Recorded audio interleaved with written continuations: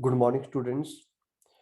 ਮੈਂ ਰੋਹਿਤ ਕੁਮਾਰ ਤੁਹਾਡਾ success point Budhlada ਦੇ ਈ-ਲਰਨਿੰਗ ਪਲੇਟਫਾਰਮ 'ਤੇ ਸਵਾਗਤ ਕਰਦਾ ਹਾਂ। ਉਮੀਦ ਹੈ ਤੁਸੀਂ ਸਾਰੇ ਠੀਕ ਠਾਕ ਹੋਵੋਗੇ ਅਤੇ ਆਪਣੇ ਆਉਣ ਵਾਲੇ ਪੇਪਰਾਂ ਦੀ ਤਿਆਰੀ ਬਹੁਤ ਵਧੀਆ ਤਰੀਕੇ ਦੇ ਨਾਲ ਕਰ ਰਹੇ ਹੋਵੋਗੇ। ਅੱਜ ਆਪਾਂ ਡਿਸਕਸ਼ਨ ਕਰਾਂਗੇ ਜੀ 4 ਜੁਲਾਈ 2022 ਦੀਆਂ ਕਰੰਟ ਅਫੇਅਰਸ ਦੀ। ਠੀਕ ਹੈ ਜੀ। ਜੋ ਅੱਜ ਪਹਿਲੀ ਨਿਊਜ਼ ਹੈ ਉਹ ਕੀ ਹੈ, UN ਵਰਲਡ ਡਰੱਗ ਰਿਪੋਰਟ 2022। ਠੀਕ ਹੈ, UN world drug report 2022। The World Drug Report 2022 was recently released by UN Office on Drugs and Crimes। ठीक है जी, ये रिपोर्ट है जी किस द्वारा रिलीज की गई है। ये report UN Office on Drugs and Crimes द्वारा जी है इसनू रिलीज किया गया। As per report, legalization of cannabis has increased in its daily use and related health impacts। ਇਸ ਰਿਪੋਰਟ ਦੇ ਵਿੱਚ ਕੀ ਮੈਂਸ਼ਨ ਕੀਤਾ ਗਿਆ ਕਿ ਜਿਹੜੀ ਇਹ ਰਿਪੋਰਟ ਹੈ ਜੋ ਦੇ ਵਿੱਚ ਜੋ ਅੱਜ ਕੱਲ੍ਹ ਡੇਲੀ ਯੂਜ਼ ਦੇ ਵਿੱਚ ਕੈਨਾਬਿਸ ਜਿਹੜੀ ਹੈਗੀ ਬਹੁਤ ਜ਼ਿਆਦਾ ਮਾਤਰਾ ਦੇ ਵਿੱਚ ਇਹਦਾ ਯੂਜ਼ ਹੋ ਰਿਹਾ ਔਰ ਉਹਦੇ ਆਪਣੀ ਹੈਲਥ 'ਤੇ ਕੀ ਇੰਪੈਕਟ ਨੇ ਉਸ ਦੇ ਲਈ ਇਸਨੂੰ ਇਹ ਰਿਪੋਰਟ ਤਿਆਰ ਕੀਤੀ ਗਈ ਹੈ। ਜੇ ਆਪਾਂ ਗੱਲ ਕਰੀਏ ਇਹਦੇ ਮੇਨ ਕੀ ਪੁਆਇੰਟਸ ਦੀ ਗੱਲ ਕਰੀਏ, ਕਹਿੰਦਾ report highlights the expansion of synthetic drugs in new market. ਹੁਣ ਇਹ ਰਿਪੋਰਟ ਦੇ ਵਿੱਚ ਕੀ ਹਾਈਲਾਈਟ ਕੀਤਾ ਗਿਆ ਕਿ ਅੱਜ ਕੱਲ੍ਹ ਕੀ ਹੋ ਰਿਹਾ ਹੈ ਕਿ ਮਾਰਕੀਟ ਦੇ ਵਿੱਚ ਕੀ ਹੋ ਰਹੇ ਨੇ, ਅੱਜ ਕੱਲ੍ਹ ਸਿੰਥੈਟਿਕ ਡਰੱਗਸ ਆ ਰਹੀਆਂ ਨੇ, ਸਿੰਥੈਟਿਕ ਨਸ਼ੇ ਆ ਰਹੇ ਨੇ। Increase in manufacturing of cocaine, ਇਹਦੇ ਨਾਲ ਕੀ ਹੋ ਰਿਹਾ, ਕੋਕੀਨ ਦੀ ਮੈਨੂਫੈਕਚਰਿੰਗ, ਜਿਹਦੇ ਨਾਲ ਕੋਕੀਨ ਦੀ ਮੈਨੂਫੈਕਚਰਿੰਗ ਵੱਧ ਰਹੀ ਹੈ। And the gaps in availability of drugs treatments. ਇਹ ਰਿਪੋਰਟ ਦੇ ਵਿੱਚ ਕੀ ਕਿਹਾ ਗਿਆ ਹੈ ਕਿ ਅੱਜ ਕੱਲ੍ਹ ਦੀ ਮਾਰਕੀਟ ਦੇ ਵਿੱਚ ਸਿੰਥੈਟਿਕ ਨਸ਼ੇ ਵੱਧ ਰਹੇ ਨੇ ਅਤੇ ਉਹਦੇ ਨਾਲ ਕੀ ਹੋ ਰਿਹਾ ਹੈ, ਕੋਕੀਨ ਦੀ ਜਿਹੜੀ ਮੈਨੂਫੈਕਚਰਿੰਗ ਉਹ ਵੀ ਵੱਧ ਰਹੀ ਹੈ ਔਰ ਜਿਹੜੇ ਡਰੱਗਸ ਦੇ ਟ੍ਰੀਟਮੈਂਟ ਦੇ ਵਿੱਚ and the gaps in availability of drugs treatment, ਔਰ ਡਰੱਗਸ ਟ੍ਰੀਟਮੈਂਟ ਦੇ ਵਿੱਚ ਕੀ ਹੋ ਰਹੇ ਨੇ, ਟ੍ਰੀਟਮੈਂਟ ਦੇ ਵਿੱਚ ਵੀ ਗੈਪ ਵੱਧ ਰਹੇ ਨੇ।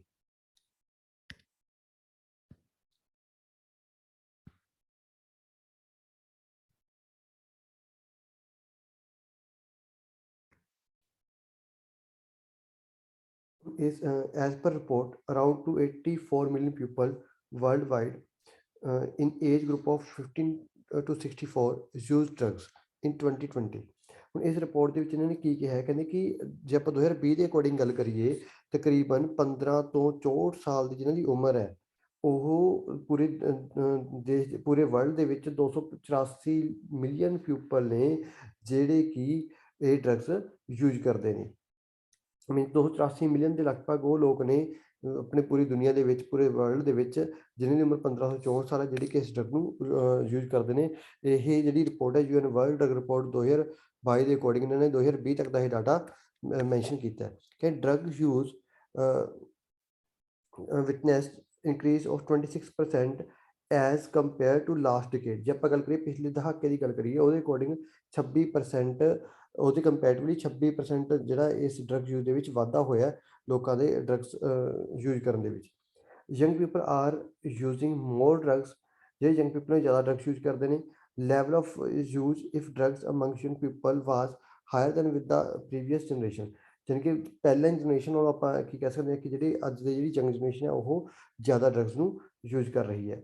ਇਨ ਅਫਰੀਕਾ ਐਂਡ ਲੇਟਿਨ ਅਮਰੀਕਾ, ਅਫਰੀਕਾ ਤੇ ਲੇਟਿਨ ਅਮਰੀਕਾ ਜੇ ਆਪਾਂ ਗੱਲ ਕਰੀਏ, majority of the people aged under 35 are being treated for drug use disorders। Africa ਔਰ ਲੇਟਿਨ ਅਮਰੀਕਾ 'ਚ ਵੀ ਕੀ ਹੈ, ਜਿਹੜੇ 35 ਸਾਲ ਦੇ ਜਿਹੜੇ ਲੋਕ ਨੇ ਉਹ ਕੀ ਨੇ ਡਰੱਗ ਨੂੰ ਯੂਜ਼ ਕਰਦੇ ਨੇ, ਪਰ ਡਿਸਆਰਡਰਲੀ ਯੂਜ਼ ਕਰਦੇ ਨੇ। 2 ਮਿਲੀਅਨ ਪੀਪਲ ਗਲੋਬਲੀ ਵਰ ਇੰਜੈਕਟਡ ਡਰੱਗਸ। ਜੇ ਆਪਾਂ ਗੱਲ ਕਰੀਏ ਗਲੋਬਲੀ 2 ਮਿਲੀਅਨ ਜਿਹੜੇ ਲੋਕ ਨੇ ਉਹ ਕੀ ਨੇ ਡਰੱਗ ਇੰਜੈਕਟ ਕਰਦੇ ਨੇ। About half of this number suffered with hepatitis C. ਇਹਦੇ ਵਿੱਚ ਤਕਰੀਬਨ ਅੱਧੇ ਜਿਹੜੇ ਲੋਕ ਨੇ ਉਹ ਹੈਪੇਟਾਈਟਿਸ ਸੀ ਬਿਮਾਰੀ ਦੇ ਨਾਲ ਸ਼ਿਕਾਰ ਹੋ ਰਹੇ ਨੇ। 1.4 ਮਿਲੀਅਨ ਵਿਦ HIV ਔਰ 1.4 ਮਿਲੀਅਨ ਕੀ ਨੇ HIV ਤੋਂ ਪ੍ਰਭਾਵਿਤ ਨੇ। And 1.2 million with HIV and hepatitis C, ਜਾਣੀ ਕਿ ਜਿਹੜੀ ਆਪਾਂ ਗੱਲ ਕਰੀਏ 1.2 ਮਿਲੀਅਨ ਉਹ ਲੋਕ ਨੇ ਜਿਹਨੂੰ ਹੈਪੇਟਾਈਟਿਸ ਸੀ ਵੀ ਹੈ ਤੇ HIV ਦੀ ਪ੍ਰੋਬਲਮ ਵੀ ਹੈਗੀ ਹੈ। ਕਾਰਨ ਇਹੀ ਡਰੱਗਸ। ਇੰਪੋਰਟੈਂਸ ਆਫ ਜੇ ਆਪਾਂ ਗੱਲ ਕਰੀਏ ਗਲੈਮਨਾਈਜ਼ਿੰਗ ਦੀ, world drug report emphasis on the importance of galvanizing international community, civil society, governments and all stakeholders for undertaking the urgent action to protect people. ਯਾਨੀ ਕਿ ਇਹਦਾ ਇਹਨਾਂ ਮਤਲਬ ਕਿ ਮੇਨ ਮੋਟਿਵ ਕੀ ਹੈ ਕਿ ਇਹਨਾਂ ਨੇ ਸਿਵਲ ਸੁਸਾਇਟੀ ਤੋਂ ਗਵਰਨਮੈਂਟ ਨਾਲ ਮਿਲ ਕੇ ਜਿਹੜੇ ਸਾਰੇ ਸਟੇਕ ਹੋਲਡਰਸ ਨੇ ਉਹਨਾਂ ਨਾਲ ਮਿਲ ਕੇ ਇਹਨੂੰ ਕੀ ਕੀਤਾ, ਲੋਕਾਂ ਨੂੰ ਪ੍ਰੋਟੈਕਟ ਕਰਨ ਦੇ ਲਈ ਇਹ ਕਦਮ ਚੱਕ ਰਹੇ ਨੇ। It emphasizes to protect people by trafficking illicit drug supply and strengthening drug use prevention and treatment. ਇਹਨਾਂ ਦਾ ਮੇਨ ਮੋਟਿਵ ਕੀ ਹੈ ਕਿ ਜਿਹੜੀ ਡਰਗ ਸਪਲਾਈ ਦੀ ਚੇਨ ਨੂੰ ਤੋੜਿਆ ਜਾਵੇ ਅਤੇ ਲੋਕਾਂ ਨੂੰ ਟ੍ਰੀਟਮੈਂਟ ਦੇ ਕੇ ਇਸ ਤੋਂ ਬਚਾਇਆ ਜਾ ਸਕੇ। Effects of cannabis legalization. Cannabis legalization in North America have increased its daily use. ਜਿਹੜੀ cannabis legalization ਹੈ ਇਹ ਅਮਰੀਕਾ ਦੀ ਡੇਲੀ ਬੇਸਿਸ ਦੀ ਯੂਜ਼ੇਜ ਇਸ ਦੀ ਵੱਧ ਰਹੀ ਹੈ। with the increasing use people are facing psychiatric disorder, suicides. ਇਸ ਦੇ ਯੂਜ਼ ਦੇ ਕਾਰਨ ਕੀ ਹੋ ਰਹੇ ਨੇ, ਲੋਕ ਸਾਈਕੈਟ੍ਰਿਕ ਹੋ ਰਹੇ ਨੇ, ਸਾਈਕੈਟ੍ਰਿਕ ਡਿਸਆਰਡਰ ਹੋ ਰਹੇ ਨੇ ਔਰ ਸੁਸਾਈਡ ਵੱਲ ਵੱਧ ਰਹੇ ਨੇ and hospitalization. Legalization has also increased tax revenues. Next ਆਪਾਂ ਪੁਆਇੰਟ ਦੀ ਗੱਲ ਕਰੀਏ,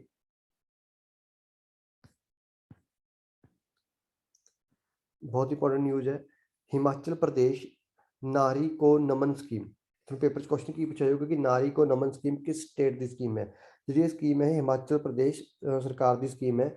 chief minister of Himachal Pradesh ਦੇ ਚੀਫ ਮਿਨਿਸਟਰ ਦਾ ਕੀ ਨਾਮ ਹੈ, ਜੈਰਾਮ ਠਾਕੁਰ। ਜੈਰਾਮ ਠਾਕੁਰ ਲਾਂਚ ਇਸ ਸਕੀਮ ਨੂੰ ਕਿਸਨੇ ਲਾਂਚ ਕੀਤਾ ਹੈ, ਹਿਮਾਚਲ ਦੇ ਸੀਐਮ ਜੈਰਾਮ ਠਾਕੁਰ ਨੇ ਲਾਂਚ ਕੀਤਾ ਹੈ। ਨਾਰੀ ਕੋ ਨਮਨ for woman of the state. ਜਿੰਨੀਆਂ ਵੀ ਹਿਮਾਚਲ ਪ੍ਰਦੇਸ਼ ਦੀ ਜਿੰਨੀਆਂ ਵੀ ਵੂਮਨਸ ਨੇ ਉਹਨਾਂ ਦੇ ਲਈ ਇੱਕ ਸਕੀਮ ਲਾਂਚ ਕੀਤੀ ਗਈ ਹੈ ਹਿਮਾਚਲ ਪ੍ਰਦੇਸ਼ ਦੀ ਵੂਮਨ ਦੇ ਲਈ, ਨਾਰੀ ਕੋ ਨਮਨ। ਤੁਹਾਨੂੰ ਪੇਪਰ 'ਚ ਕੁਐਸਚਨ ਕੀ ਪੁੱਛਿਆ ਜਾਊਗਾ ਕਿ ਜਿਹੜੀ ਹਾਲ ਹੀ ਦੇ ਵਿੱਚ ਜਿਹੜੀ ਨਾਰੀ ਕੋ ਨਮਨ ਸਕੀਮ ਲਾਂਚ ਕੀਤੀ ਗਈ ਹੈ ਉਹ ਕਿਸ ਸਟੇਟ ਦੀ ਹੈ, ਹਿਮਾਚਲ ਪ੍ਰਦੇਸ਼ ਸਟੇਟ ਦੀ ਹੈ ਔਰ ਉਹ ਕਿਸਨੇ ਲਾਂਚ ਕੀਤੀ ਹੈ, ਹਿਮਾਚਲ ਦੇ ਸੀਐਮ ਜੈਰਾਮ ਠਾਕੁਰ ਨੇ ਲਾਂਚ ਕੀਤੀ ਹੈ। ਇਹਦੀ ਬੈਕਗਰਾਊਂਡ ਦੀ ਆਪਾਂ ਗੱਲ ਕਰੀਏ ਕੀ ਸਕੀਮ ਦੀ ਕੀ ਬੈਕਗਰਾਊਂਡ ਹੈ। This scheme has been launched in line with an announcement made before state assembly election. ਹੁਣ ਇਲੈਕਸ਼ਨਸ ਹੋਣੇ ਨੇ ਤਾਂ ਉਹਨਾਂ ਤੋਂ ਪਹਿਲਾਂ ਇਹ ਜਿਹੜੀ ਸਕੀਮ ਲਾਂਚ ਕੀਤਾ ਗਿਆ। ਇਸ ਸਕੀਮ ਦੇ ਵਿੱਚ ਕੀ ਹੈ, ਇਸ ਦੇ ਵਿੱਚ ਕੀ ਹੈ ਕਿ 50% ਡਿਸਕਾਊਂਟ ਮਿਲੂਗਾ ਜਿਹੜੀਆਂ ਵੀ ਮਹਿਲਾਵਾਂ ਬੱਸ ਦੇ ਵਿੱਚ ਸਫ਼ਰ ਕਰਨਗੀਆਂ, ਗਵਰਨਮੈਂਟ ਸਰਕਾਰੀ ਬੱਸਾਂ ਵਿੱਚ ਸਫ਼ਰ ਕਰਨਗੀਆਂ। ਹਿਮਾਚਲ ਪ੍ਰਦੇਸ਼ ਦੀਆਂ ਸਰਕਾਰੀ ਬੱਸਾਂ ਜਿੰਨੀਆਂ ਵੀ ਉੱਥੋਂ ਦੀਆਂ ਮਹਿਲਾਵਾਂ ਸਫ਼ਰ ਕਰਨਗੀਆਂ ਉਹਨਾਂ ਨੂੰ ਟਿਕਟ ਦੇ ਵਿੱਚ 50% ਦਾ ਡਿਸਕਾਊਂਟ ਮਿਲੂਗਾ। ਜਿਵੇਂ ਆਪਣੇ ਪੰਜਾਬ ਦੇ ਵਿੱਚ 100% ਡਿਸਕਾਊਂਟ ਹੈ ਪੰਜਾਬ ਦੀਆਂ ਮਹਿਲਾਵਾਂ ਨੂੰ, ਇਸ ਤਰ੍ਹਾਂ ਹਿਮਾਚਲ ਦੇ ਵਿੱਚ 50% ਡਿਸਕਾਊਂਟ ਕਰਤਾ ਇਲੈਕਸ਼ਨਸ ਤੋਂ ਪਹਿਲਾਂ। ਰਹਿਣਾ ਓਵਰਆਲ ਤੱਕ ਪਰ ਇਹਨਾਂ ਨੇ ਇੱਕ ਇਲੈਕਸ਼ਨ ਤੋਂ ਪਹਿਲਾਂ ਇਹ ਗੱਲ ਅਨਾਊਂਸ ਕਰਤੀ ਕਿਸਨੇ, ਜੈਰਾਮ ਠਾਕੁਰ ਨੇ। ਗਵਰਨਮੈਂਟ ਐਕਸਪੈਂਡੀਚਰ, ਗਵਰਨਮੈਂਟ ਦਾ ਕੀ ਖਰਚਾ ਹੋਊਗਾ। Under the scheme Himachal Pradesh government will spend 60 crore annually.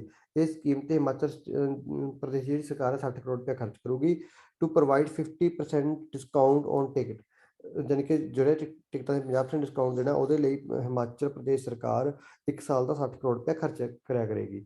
As per estimate 1.25 lakh women travel in HRTC buses every ਡੇ।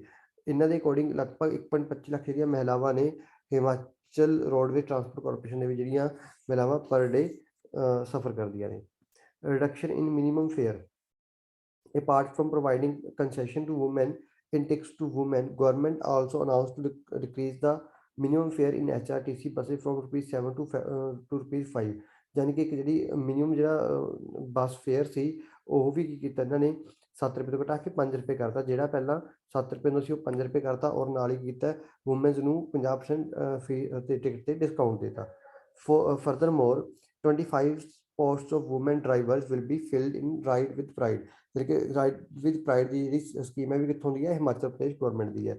ਤਾਂ ਇਹ 'ਚ ਵੀ ਕੀ ਹੋਊਗਾ 25 ਪੋਸਟਾਂ ਵੂਮੈਨ ਡਰਾਈਵਰਸ ਨੂੰ ਦਿੱਤੀਆਂ ਜਾਣਗੀਆਂ। ਠੀਕ ਹੈ। ਰਾਈਡ ਵਿਦ ਪ੍ਰਾਈਡ ਟੈਕਸੀਜ਼ ਨੇ ਆਫ HRTC। ਇਸ ਤੋਂ ਇਲਾਵਾ 265 ਪੋਸਟਸ ਨੇ ਮੋਟਰ ਮਕੈਨਿਕ, ਇਲੈਕਟ੍ਰੀਸ਼ੀਅਨ ਐਟਸੈਟਰਾ। ਇਹ 'ਚ ਵੀ ਕੀ ਹੈ ਇਹਨਾਂ ਨੂੰ ਇੰਕਲੂਡ ਕੀਤਾ ਜਾਊਗਾ ਕਿਸ ਨੂੰ, ਮਹਿਲਾਵਾਂ ਨੂੰ। ਜੇ ਆਪਾਂ ਹਿਮਾਚਲ ਰੋਡ ਟਰਾਂਸਪੋਰਟ ਕਾਰਪੋਰੇਸ਼ਨ ਦੀ ਗੱਲ ਕਰੀਏ, HRTC ਦਾ state owned road transport corporation in Himachal Pradesh. ਯਾਨੀ ਕਿ ਸਟੇਟ ਦੀ ਇੱਕ ਜਿਹੜੀ ਹੈਗੀ ਹੈ ਇੱਕ ਸਟੇਟ ਦੇ ਅੰਡਰ ਜਿਹੜੀ ਇਹ ਹੈਗੀ HRTC Himachal road transport Himachal state ਦੇ ਅੰਡਰ ਆਉਂਦੀ ਹੈ। It provide bus service to town. ਜਾਣੀ ਕਿ ਨੈਚੁਰਲੀ ਗੱਲ ਜਿਹੜੀ ਇੱਕ HRTC ਬੱਸ ਦੀ ਸਰਵਿਸ ਪ੍ਰੋਵਾਈਡ ਕਰਦੀ ਹੈ ਸ਼ਹਿਰਾਂ 'ਚ, ਪਿੰਡਾਂ ਦੇ ਵਿੱਚ, ਜਿਵੇਂ ਹਰ ਇੱਕ ਸਟੇਟ ਦੇ ਵਿੱਚ ਹੁੰਦਾ। ਔਰ ਜੇ ਆਪਾਂ ਗੱਲ ਕਰੀਏ ਹਿਮਾਚਲ ਦੀ ਮੇਨ ਕਨੈਕਟੀਵਿਟੀ ਕਿਹਦੇ ਨਾਲ ਹੈ, ਹਿਮਾਚਲ ਦੀ main connectivity Uttarakhand, Haryana, Punjab, UP, Delhi, Rajasthan, Jammu and Kashmir. ਠੀਕ ਹੈ। ਕਿਹਦੇ ਨਾਲ ਹੈ, ਹਰਿਆਣਾ, ਉੱਤਰਾਖੰਡ, ਪੰਜਾਬ, ਯੂਪੀ, ਦਿੱਲੀ, ਰਾਜਸਥਾਨ जम्मू एंड कश्मीर, ठीक है। इस मेन की इसकी कनैक्टिविटी है किसकी, हिमाचल रोडवेज ट्रांसपोर्ट कॉरपोरेशन की। HRTC ਦਾ one HRTC is one of the first RTCs in India. HRTC ਕਿ ਇਹ ਪਹਿਲੀ ਇੰਡੀਆ ਦੀ ਇੱਕ ਜਿਹੜੀ ਹੈਗੀ ਹੈ ਸਟੇਟ ਦੀ ਬੱਸ ਸਰਵਿਸ ਹੈ ਜਿਹਦੀ ਕਿ ਬੁਕਿੰਗ ਆਨਲਾਈਨ ਹੁੰਦੀ ਹੈ, ਜਿਹਦੀ ਕਿ ਟਿਕਟਾਂ ਦੀ ਬੁਕਿੰਗ ਆਨਲਾਈਨ ਹੋ ਜਾਂਦੀ ਹੈ। ਸਾਰੀਆਂ ਸਰਕਾਰੀ ਬੱਸਾਂ ਦੀ, ਹਰ ਇੱਕ ਤਰ੍ਹਾਂ ਦੀ ਸਰਕਾਰੀ ਬੱਸ ਹੈ ਜਿਹੜੀ ਟਿਕਟਾਂ ਉਹ ਕੀ ਆਨਲਾਈਨ ਬੁਕਿੰਗ ਹੋ ਜਾਂਦੀ ਹੈ। ਜਾਣੀ ਕਿ ਇੰਡੀਆ ਦੀ ਪਹਿਲੀ ਸਟੇਟ ਹੈ ਜਿਹਨੇ ਕਿ ਉਹਦੀ ਸਰਕਾਰੀ ਬੱਸਾਂ ਦੀ ਬੁਕਿੰਗ ਨੂੰ ਵੀ ਕੀ ਕਰਤਾ, ਆਨਲਾਈਨ ਕਰਤਾ। ਉਸ ਤੋਂ ਬਾਅਦ ਜੇ ਆਪਾਂ ਗੱਲ ਕਰੀਏ, ਜੇ ਇਹ ਜਿਹੜਾ ਜੋ ਬਣਿਆ ਸੀ ਹੈ ਨਾ, ਇਹ ਕਿ ਹਿਮਾਚਲ ਰੋਡ ਟਰਾਂਸਪੋਰਟ ਬਣੀ ਸੀ, ਇਟ ਵਾਜ਼ ਜੁਆਇੰਟਲੀ ਫਾਊਂਡਡ। ਇਹਨੂੰ 1958 ਦੇ ਵਿੱਚ ਜੁਆਇੰਟਲੀ ਫਾਊਂਡ ਕੀਤਾ ਗਿਆ ਸੀ by government of Himachal Pradesh, government of Punjab railways ਜਾਣੀ ਕਿ ਇਸ ਨੂੰ ਕਿਸ ਨੇ ਕੀਤਾ ਸੀ, ਗਵਰਨਮੈਂਟ ਆਫ ਪੰਜਾਬ ਤੇ ਗਵਰਨਮੈਂਟ ਆਫ ਹਿਮਾਚਲ ਪ੍ਰਦੇਸ਼ ਤੇ ਇਹ ਰੇਲਵੇਜ਼ ਨੇ ਮਿਲ ਕੇ ਇਹਨੂੰ ਫਾਊਂਡ ਕੀਤਾ ਸੀ, ਹਿਮਾਚਲ ਰੋਡਵੇਜ਼ ਟਰਾਂਸਪੋਰਟ ਨੂੰ, ਠੀਕ ਹੈ। ਐਂਡ ਰੇਲਵੇਜ਼ ਇਹਨੂੰ ਕੀ ਦਿੱਤਾ ਗਿਆ ਸੀ ਨਾਮ, ਮੰਡੀ Kullu transport road transport corporation, ਨਾਮ ਕੀ ਰੱਖਿਆ ਗਿਆ ਸੀ, ਮੰਡੀ ਕੁੱਲੂ ਰੋਡ ਟਰਾਂਸਪੋਰਟ ਕਾਰਪੋਰੇਸ਼ਨ। ਪਰ ਬਾਅਦ ਦੇ ਵਿੱਚ ਕੀ ਹੋਇਆ, it was founded to operate in Punjab and Himachal Pradesh on October 2, 1974. This corporation was merged with the Himachal government and was renamed as Himachal Road Transport Corporation। ਦੇ ਬਾਅਦ ਦੇ ਵਿੱਚ ਨਾਮ ਬਦਲ ਕੇ ਕੀ ਰੱਖਿਆ ਗਿਆ, ਹਿਮਾਚਲ ਰੋਡ ਟਰਾਂਸਪੋਰਟ ਕਾਰਪੋਰੇਸ਼ਨ, ਇਹਦਾ ਕੀ ਰੱਖਿਆ ਗਿਆ, ਬਾਅਦ ਵਿੱਚ ਨਾਮ ਬਦਲ ਕੇ ਰੱਖਿਆ ਗਿਆ। ਨੈਕਸਟ ਪੁਆਇੰਟ ਜੇ ਆਪਾਂ ਗੱਲ ਕਰੀਏ, direct benefit transfer DBT in NAPS। DBT means direct benefit transfer according to Ministry of Skill Development and Entrepreneurship। Ministry of Skill Development and Entrepreneurship ਦੇ ਅਕੋਰਡਿੰਗ ਜੇ ਆਪਾਂ ਗੱਲ ਕਰੀਏ, the National Apprenticeship Promotion Scheme will now be a part of DBT। ਪਹਿਲਾਂ ਇੱਕ scheme ਚੱਲਦੀ ਸੀ national apprenticeship promotion scheme, ਇਹਨੂੰ ਹੁਣ ਕਿਹਦਾ ਪਾਰਟ ਬਣ ਗਿਆ, DBT ਦਾ ਪਾਰਟ ਬਣ ਗਈ ਇਹ scheme. with the inclusion the NAP will provide direct government benefit to all apprentices। ਜਿਹੜੇ ਵੀ apprentices ਲਾਉਂਦੇ ਨੇ ਉਹਨਾਂ ਨੂੰ ਕੀ ਮਿਲੂਗਾ, ਨੈਪ ਦਾ ਬੈਨੀਫਿਟ ਮਿਲੂਗਾ, ਠੀਕ ਹੈ। ਜਿਹੜੇ ਵੀ ਨੈਪ apprentice ਲਾਉਂਦੇ ਉਹਨਾਂ ਨੂੰ ਕਿ DBTL ਦਾ ਬੈਨੀਫਿਟ ਮਿਲੂਗਾ।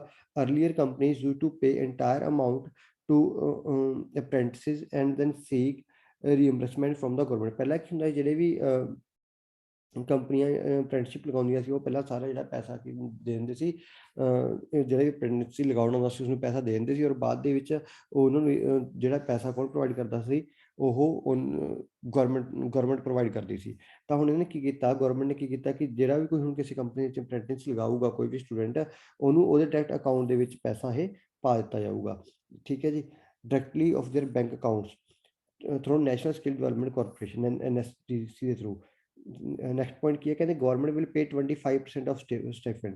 ਜਿੰਨਾ ਵੀ ਸਟਾਈਫੰਡ ਹੋਊਗਾ ਗਵਰਨਮੈਂਟ ਕਿੰਨਾ ਪੇ ਕਰੂਗੀ, 25% ਪੇ ਕਰੂਗੀ, ਵਿਚ ਇਜ਼ ਪੇਏਬਲ ਅਪ ਟੂ ₹1500, ਜਿਹੜਾ ਕਿ ਕੀ ਹੈ 1500 ਰੁਪਏ ਪਰ ਮੰਥ ਦਾ ਤੱਕ ਦਾ ਹੋ ਸਕਦਾ, ਇਸ ਤੋਂ ਵੱਧ ਦਾ ਨਹੀਂ ਹੋ ਸਕਦਾ। ਨੈਕਸਟ ਪੁਆਇੰਟ ਕੀ ਹੈ, ਨੈਸ਼ਨਲ ਅਪ੍ਰੈਂਟਿਸਸ਼ਿਪ ਪ੍ਰੋਮੋਸ਼ਨ ਸਕੀਮ ਕੀ ਹੈ ਇਹ, ਤਾਂ national apprenticeship promotion scheme was launched on August 1926। ਜਿਹੜੀ ਇਹ ਸਕੀਮ ਨੂੰ ਲਾਂਚ ਕੀਤਾ ਗਿਆ ਸੀ ਅਗਸਤ 2016 ਨੂੰ ਲਾਂਚ ਕੀਤਾ ਗਿਆ ਸੀ for promoting apprenticeship training across India. ਕਾਹਦੇ ਵਾਸਤੇ, ਸਾਰੇ ਇੰਡੀਆ ਦੇ ਵਿੱਚ ਅਪ੍ਰੈਂਟਿਸਸ਼ਿਪ ਟ੍ਰੇਨਿੰਗ ਨੂੰ ਪ੍ਰਮੋਟ ਕਰਨ ਦੇ ਲਈ। Under the scheme financial support is also provided to establishment under the scheme financial support is also provided to establishment undertakings apprenticeships। It is aimed to motivating employers to their apprentices to hire apprentices and adding them in discovering। Main motive ਕੀ ਹੈ ਕਿ ਜਿਹੜੇ ਵੀ ਇੰਪਲੋਇਰਸ ਨੇ, ਜਿਹੜੀ companies ਨੇ, ਉਹਨਾਂ ਨੂੰ main motivate ਕਰਨਾ ਕਿ ਉਹ ਜਿਹੜੇ ਵੀ ਕੋਈ ਡਿਪਲੋਮਾ ਡਿਗਰੀ ਕਰਦੇ ਨੇ ਉਹਨਾਂ ਨੂੰ ਤੋਂ ਜਿਹਨੇ ਜੋ ਅਪ੍ਰੈਂਟਿਸ ਲਗਾਉਣੀ ਹੁੰਦੀ ਹੈ ਉਹਨਾਂ ਨੂੰ ਉਹ ਵੱਧ ਤੋਂ ਵੱਧ ਹਾਇਰ ਕਰ ਸਕਣ, ਔਰ ਉਹਨਾਂ ਨੂੰ ਜੋ ਜੋਬ ਦੀਆਂ ਰਾਈਟ ਰੋਲਸ ਨੇ ਉਹਨਾਂ ਬਾਰੇ ਸਿਖਾਇਆ ਜਾ ਸਕੇ, ਔਰ ਉਹਨਾਂ ਦੇ ਵਿੱਚ ਇੱਕ ਪੋਟੈਂਸ਼ੀਅਲ ਸਕਿੱਲ ਨੂੰ ਡਿਵੈਲਪ ਕੀਤਾ ਜਾ ਸਕੇ। ਇਸ ਦਾ ਮੇਨ ਮੋਟਿਵ ਹੈ ਸਕੀਮ ਦਾ। ਕਹਿੰਦੇ over 12 lakh apprentices have been engaged with several industries as of now। ਕਹਿੰਦੇ ਕੁਝ ਲਗਭਗ 12 ਲੱਖ ਜਿਹੜੇ apprentices ਨੇ ਹੁਣ ਤੱਕ ਕੁਝ ਜਿਹੜੀਆਂ ਇੰਡਸਟਰੀ ਦੇ ਵਿੱਚ ਇਹ ਪਾਰਟੀਸਪੇਟ ਕਰ ਚੁੱਕੇ ਨੇ, ਹਿੱਸੇਦਾਰ ਬਣ ਚੁੱਕੇ ਨੇ। ਸਿਗਨੀਫਿਕੈਂਸ ਆਫ ਦਾ ਸਕੀਮ, ਇਸ ਸਕੀਮ ਦੀ ਕੀ ਮਹੱਤਤਾ, ਸਿਗਨੀਫਿਕੈਂਸ ਕੀ ਹੈ, the national apprenticeship promotion scheme is helping India in beginning skill capital of the world। ਜਾਣੀ ਕਿ ਇਹਦਾ ਕੀ ਹੋਊਗਾ, ਜਿਹੜੀ ਇਹ ਸਕੀਮ ਹੈ, ਕਿਉਂਕਿ ਜਦੋਂ ਦੇਖੋ ਹੁਣ ਦੇਖੋ ਇਹਦੇ ਵਿੱਚ ਕੀ ਹੋ ਰਿਹਾ ਕਿ 25% ਸਟੀਫਨ ਗਵਰਨਮੈਂਟ ਆਫ ਇੰਡੀਆ ਨੇ ਦੇਣਾ, ਠੀਕ, ਗਵਰਨਮੈਂਟ ਨੇ ਦੇਣਾ। ਤਾਂ ਜਿਸੇ ਤੁਸੀਂ ਕਿਸੇ ਕੰਪਨੀ ਨੇ ਕਿਸੇ ਵਿਅਕਤੀ ਨੂੰ ਹਾਇਰ ਕਰਨਾ ਹੈ, ਕਿਸੇ ਜੋਬ ਦੇ ਲਈ ਜਾਂ ਕਿਸੇ ਅਪ੍ਰੈਂਟਿਸ ਨੂੰ ਹਾਇਰ ਕਰਨਾ ਹੈ, ਤਾਂ ਉਹਨੂੰ ਇਹ ਟੈਨਸ਼ਨ ਨਹੀਂ ਹੋ ਕਿ ਇਹਨਾਂ ਨੂੰ ਕੁਛ ਇਹਨਾਂ ਨੇ ਸੈਲਰੀ ਦੇਣੀ, ਕਿਉਂਕਿ ਉਹਦੇ ਵਿੱਚ 25% ਹਿੱਸਾ ਕੌਣ ਵੀ ਦੇ ਰਿਹਾ, 25% ਹਿੱਸਾ ਗਵਰਨਮੈਂਟ ਦੇ ਰਹੀ ਹੈ। ਤਾਂ ਇਹਦੇ ਕੀ ਹੋਊਗਾ, ਜਿਹੜੇ ਜਿਨ੍ਹਾਂ ਕੋਲ ਵੀ ਜਿਹੜੀ ਟ੍ਰੇਨਿੰਗ ਲੱਗਦੀ ਹੈ, ਜਿਹੜੇ ਅਪ੍ਰੈਂਟਿਸ ਨੇ ਉਹਨਾਂ ਨੂੰ ਆਸਾਨੀ ਹੋ ਜਾਣੀ ਹੈ, ਕਿਉਂਕਿ ਉਹਨਾਂ ਦੇ ਅਕਾਊਂਟ 'ਚ ਡਾਇਰੈਕਟ ਪੈਸਾ ਜਾਊਗਾ ਔਰ ਕੰਪਨੀ ਦੇ ਵੀ ਇਸ ਦਾ ਵਿੱਤੀ ਬੋਝ ਘਟੂਗਾ। ਅਤੇ ਇਹਦੇ ਨਾਲ ਕੀ ਹੋਣਾ, ਇੱਕ ਇੰਡੀਆ ਨੂੰ skill capital of the world ਬਣਾਉਣਾ ਸੌਖਾ ਹੋ ਜਾਣਾ।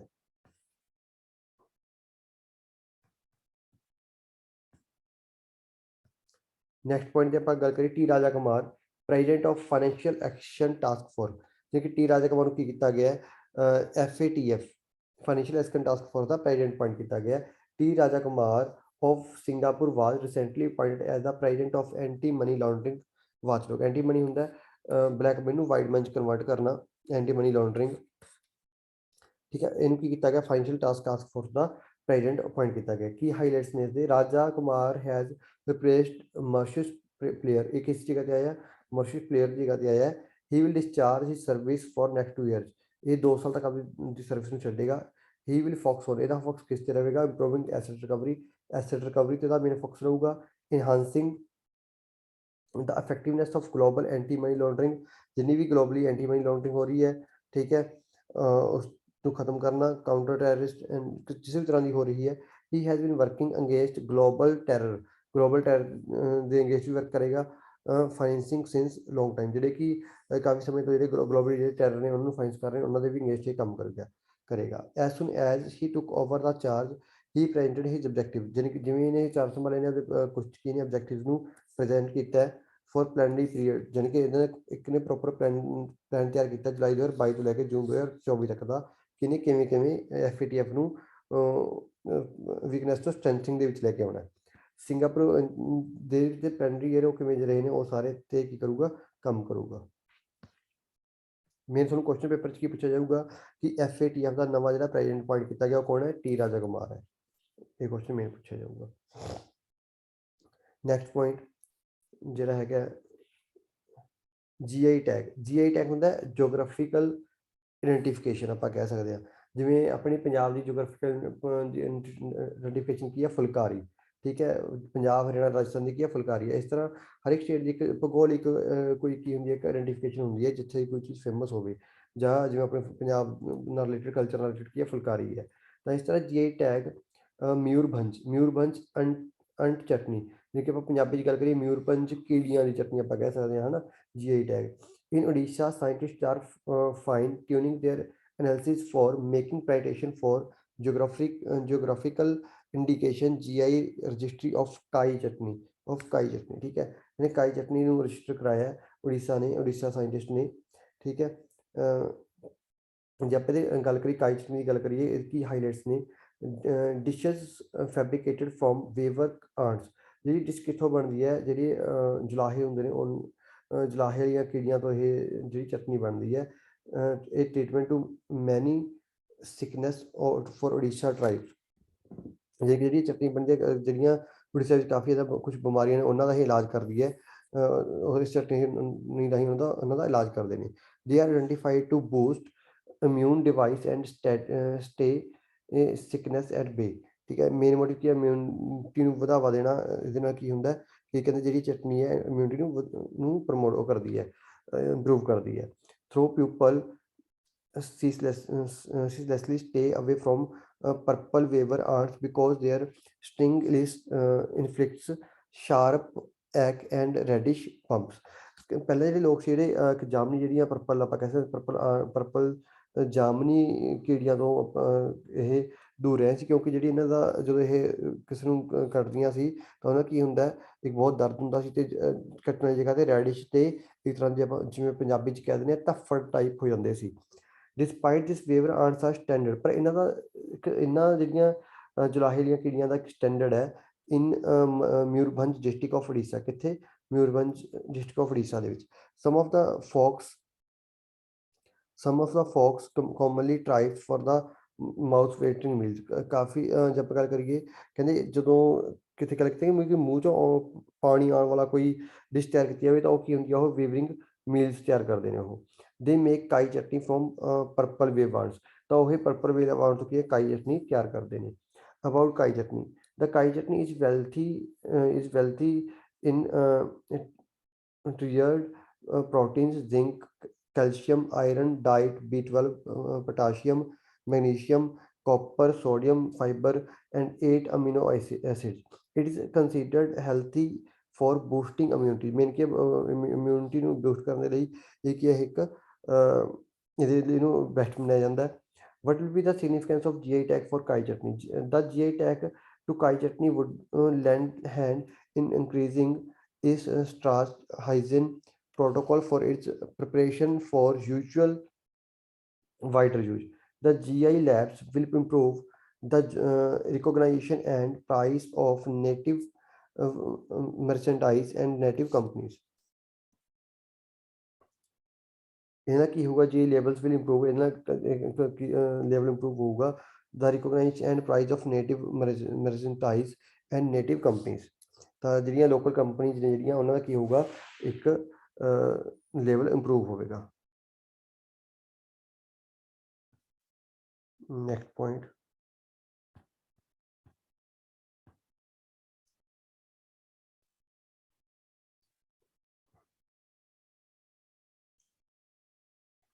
नेक्स्ट खबर है national health claims exchange the national health authority and IRDAI has decided to develop a national health claims exchange ਜਾਣੀ ਕਿ NHAI national health authority IRDA ਨੇ ਨੈਸ਼ਨਲ ਹੈਲਥ ਕਲੇਮ ਐਕਸਚੇਂਜ ਨੂੰ ਕੀਤਾ ਰਿਲੀਜ਼ ਕੀਤਾ ਤੇ ਕੀ ਇਫੈਕਟ ਨੇ ਤਾਂ national health claim exchange will be developed as digital platform ਇਹਨੂੰ ਕਿ ਡਿਜੀਟਲ ਪਲੇਟਫਾਰਮ ਦੇ ਤੌਰ ਤੇ ਡਿਵੈਲਪ ਕੀਤਾ ਗਿਆ for settling the health claims. Chairman of IRDA Dibash Panda has also proposed for creation of working group with representation from industry. ठीक है ਜਿਹੜਾ IRDA ਜਿਹੜਾ ਹੈਗਾ insurance regulatory development authority of India ਦਾ ਜਿਹੜਾ ਚੇਅਰਮੈਨ ਹੈ ਦਿਬਾਸ਼ ਪਾਂਡੇ ਇਹਨੇ ਕੀ ਪ੍ਰਪੋਜ਼ ਕੀਤਾ for creation of working group ਕਿ ਵਰਕਿੰਗ ਗਰੁੱਪ ਦੀ ਕ੍ਰੀਏਸ਼ਨ ਕਰਕੇ ਵਿਦ ਰਿਪਰੈਜ਼ੈਂਟੇਸ਼ਨ ਫਰੋਮ ਇੰਡਸਟਰੀ ਠੀਕ ਹੈ the working group will decided on how to attract more people ਇਹਨਾਂ ਦਾ ਮੇਨ ਮੋਟਿਵ ਕੀ ਹੈ ਕਿ ਲੋਕਾਂ ਨੂੰ ਕਿਵੇਂ ਹੋ ਜਾ ਅਟਰੈਕਟ ਕੀਤਾ ਜਾਵੇ ਹੈਲਥ ਇੰਸ਼ੋਰੈਂਸ ਦੇ ਲਈ ਕਿ ਉਹ ਹੈਲਥ ਇੰਸ਼ੋਰੈਂਸ ਕਰਵਾਉਣ ਜਿਵੇਂ ਕਿ ਆਪਾਂ ਜਨਰਲ ਇੰਸ਼ੋਰੈਂਸ ਕਰਵਾਉਂਦੇ ਆ ਠੀਕ ਹੈ IRD ਜੇ ਆਪਾਂ ਗੱਲ ਕਰੀਏ IRDA Insurance Regulatory and Development Authority of India IRDAI is a regulatory body set up under the jurisdiction of Ministry of Finance यानी कि IRDA के अंडर आती है मिनिस्ट्री ऑफ फाइनेंस के अंडर आती है it helps in regulating and licensing the जिन्हें भी इंश्योरेंस कंपनीज ने उन्होंने लाइसेंस करन दा और लाइसेंसिंग और रेगुलेट कौन करती है IRDAI करती है जब ਆਪਾਂ ਇਹਦੀ ਗੱਲ ਕਰੀਏ insurance regulatory development authority act 1999 ਦਾ ਇਹ ਐਕਟ ਹੈ IRDA ਦਾ ਹੈਡਕੁਆਟਰ ਕਿੱਥੇ ਹੈਦਰਾਬਾਦ ਦੇ ਪੇਪਰ 'ਚ ਕਾਫੀ ਪੁੱਛਿਆ ਜਾਂਦਾ ਹੈ ਹੈਦਰਾਬਾਦ ਕਿੱਥੇ ਹੈ ਤੇਲੰਗਾਨਾ ਦੀ ਰਾਜਧਾਨੀ ਹੈ it was moved from Delhi to Telangana in 2001 ਜਾਨੀ ਕਿ ਪਹਿਲਾਂ ਦੀ ਰਾਜਧਾਨੀ ਕਿੱਥੇ ਸੀ ਸੌਰੀ ਪਹਿਲਾਂ ਤਾਂ ਹੈਡਕੁਆਟਰ ਕਿੱਥੇ ਸੀ ਇਸਦਾ ਦਿੱਲੀ ਦੇ ਵਿੱਚ ਸੀ ਔਰ 2001 ਦੇ ਵਿੱਚ ਕਿੱਥੇ ਹੋ ਗਿਆ ਤੇਲੰਗਾਨਾ ਹੋ ਗਿਆ ਤੇਲੰਗਾਨਾ ਕਿੱਥੇ ਹੈਦਰਾਬਾਦ ਮੈਂਬਰਸ ਆਫ IRDA 'ਚ ਕਿੰਨੇ ਮੈਂਬਰ ਹੁੰਦੇ ਨੇ IRDA ਦੇ ਵਿੱਚ 10 ਮੈਂਬਰ ਹੁੰਦੇ ਨੇ ਇਹਦੇ ਵਿੱਚ ਕੀ ਹੁੰਦੇ ਨੇ 5 full time 4 part time 9 all the members are appointed by the government of India ਠੀਕ ਹੈ ਇਹ 'ਚ ਕੀ ਹੁੰਦਾ ਇੱਕ ਚੇਅਰਮੈਨ 5 ਫੁੱਲ ਟਾਈਮ ਮੈਂਬਰ 4 ਔਰ ਜਿਹੜੇ ਹੁੰਦੇ ਨੇ part time chairman plus 5 full time 5 6 4 ਜਿਹੜੇ ਹੁੰਦੇ ਨੇ ਪਾਰਟ ਟਾਈਮ ਤਾਂ 10 ਮੈਂਬਰ ਹੁੰਦੇ ਨੇ ਟੋਟਲ ਠੀਕ ਹੈ ਜੀ ਇਹ ਸਾਰੇ ਮੈਂਬਰਸ ਕੌਣ ਅਪਾਇੰਟ ਕਰਦਾ ਹੈ ਗਵਰਨਮੈਂਟ ਆਫ ਇੰਡੀਆ ਅਪਾਇੰਟ ਕਰਦੀ ਹੈ ਦ ਨੈਸ਼ਨਲ ਹੈਲਥ ਅਥਾਰਟੀ ਦੀ ਜੇ ਆਪਾਂ ਗੱਲ ਕਰੀਏ ਤਾਂ national health authority implements India's public health insurance scheme called Ayushman Bharat Pradhan Mantri Jan Arogya Yojana ABPMJ.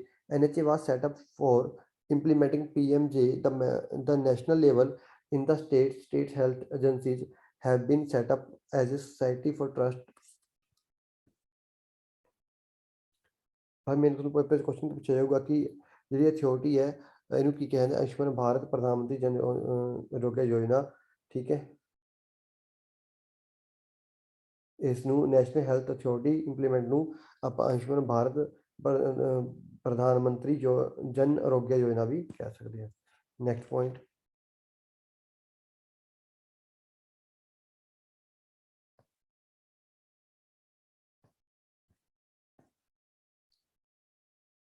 नीति Aayog WFP report on take home ration THR government think tank NITI Aayog जानी कि जी नीति आयोग है इन्हें ਹੁਣ की रिपोर्ट लॉन्च की है टेक होम राशन की स्कीम लॉन्च की है good practice across the state union territories in collaboration with the world food programme यानी कि इन्हें की किया वर्ल्ड फूड प्रोग्राम ਨਾਲ ਮਿਲ ਕੇ ਕੋਲੈਬੋਰੇਸ਼ਨ ਕਰਕੇ ਨੀਤੀ ਆਯੋਗ ਨੇ ਇੱਕ ਜਿਹੜੀ ਰਾਸ਼ਨ ਆ ਉਹ ਘਰ ਤੱਕ ਪਹੁੰਚਾਉਣ ਦੀ ਸਕੀਮ ਨੂੰ ਲਾਂਚ ਕੀਤਾ ਹੈ। ਇਹਦੇ ਕੀ ਮੇਨ ਹਾਈਲਾਈਟਸ ਨੇ ਆਪਾਂ ਉਹਦੇ ਡਿਸਕਸ਼ਨ ਕਰਦੇ ਹਾਂ। NITI Aayog WEP report on take home ration presentation a set of good and initiative practices that have been adopted by states and duties ਜਾਣੀ ਕਿ ਜਿਹੜੀ ਇਹਦਾ ਮੇਨ ਮੋਟਿਵ ਕੀ ਹੈ ਕਿ ਘਰਾਂ ਤੱਕ ਰਾਸ਼ਨ ਪਹੁੰਚਾਉਣ ਦੀ ਜਿਹੜੀ ਸਕੀਮ ਹੈ ਉਹ ਲਾਂਚ ਕੀਤੀ ਹੈ ਕਿਸ ਨਾਲ ਮਿਲ ਕੇ WFP ਨਾਲ ਮਿਲ ਕੇ ਵਰਲਡ ਫੂਡ ਪ੍ਰੋਗਰਾਮ ਦੇ ਤਹਿਤ take home ration is provided by government of India ਇਹ ਕਿਹਦੇ ਦੁਆਰਾ ਪ੍ਰੋਵਾਈਡ ਕੀਤਾ ਜਾਣਾ ਗਵਰਨਮੈਂਟ ਆਫ ਇੰਡੀਆ ਦੁਆਰਾ ਪ੍ਰੋਵਾਈਡ ਕੀਤਾ ਜਾਣਾ under supplementary nutrition component of integrated child development service ਜਾਣੀ ਕਿ ਇਹਦੇ ਨਾਲ ਕੁਝ ਹੋਰ ਸਪਲੀਮੈਂਟਰੀ ਨਿਊਟ੍ਰੀਸ਼ਨ ਆਏ ਜਾਣਗੇ ਬੱਚਿਆਂ ਦੇ ਲਈ। It is provided to fill the gap in nutrition among children and the pregnant and lacting women ਇਹਦਾ ਮੇਨ ਮੋਟਿਵ ਕੀ ਹੈ ਬੱਚਿਆਂ ਅਤੇ ਬੱਚਿਆਂ ਗਰਭਵਤੀ ਮਹਿਲਾਵਾਂ ਤੇ ਜਿਹੜੀਆਂ ਮਹਿਲਾਵਾਂ ਦੇ ਬੱਚੇ ਨੂੰ ਦੁੱਧ ਪਿਲਾਉਂਦੀਆਂ ਨੇ ਉਹਨਾਂ ਦੇ ਵਿੱਚ ਨਿਊਟ੍ਰੀਸ਼ਨ ਦੀ ਕਮੀ ਨੂੰ ਦੂਰ ਕਰਨਾ ਇਹਦਾ ਮੇਨ ਮੋਟਿਵ ਹੈ scheme the. completion of innovations the good practices document compliances and innovations in take home ration program being run in various states and units यानी कि काफ़ी स्टेट्स और यूनिट के ਵਿੱਚ ਜਿਹੜੀ ਸਕੀਮ ਚੱਲੇਗੀ। ਹਾਊ ਵਾਸ ਦਿਸ ਛੱਡ ਸਕਦੇ ਇਸ ਚੀਜ਼ ਨੂੰ ਆਪਾਂ ਬਸ ਮੇਨ ਮੋਟਿਵ ਕੀ ਜਿਹੜੀ ਸਕੀਮ ਨੇ ਲਾਂਚ ਕੀਤੀ ਇਹਨਾਂ ਨੇ ਉਹ ਵਰਲਡ ਫੂਡ ਪ੍ਰੋਗਰਾਮ ਨਾਲ ਮਿਲ ਕੇ ਕੀਤੀ ਹੈ ਕਿਹੜੀ THR ਦਾ ਹੋਮ ਟੇਕ ਹੋਮ ਰਾਸ਼ਨ।